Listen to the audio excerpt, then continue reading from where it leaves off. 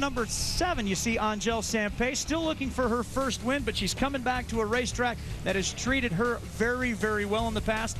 Of course, Hector Ron in that 10th spot has the most pressure.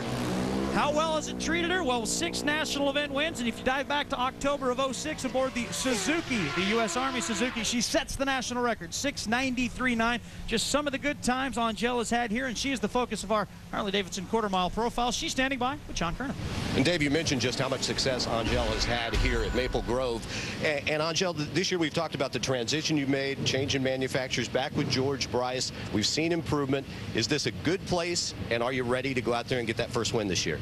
There's no better place than right here, and no better time than right now. And fortunately for me, it happens to be Reading, which has been my most successful racetrack. Like you said, I've won here 6 times. 7 is my lucky number. My birthday was last week on the 7th.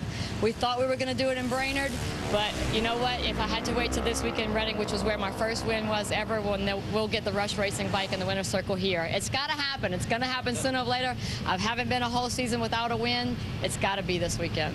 Well, let me ask you about the transition to go over from the Suzuki to the Buell. What has been the biggest challenge?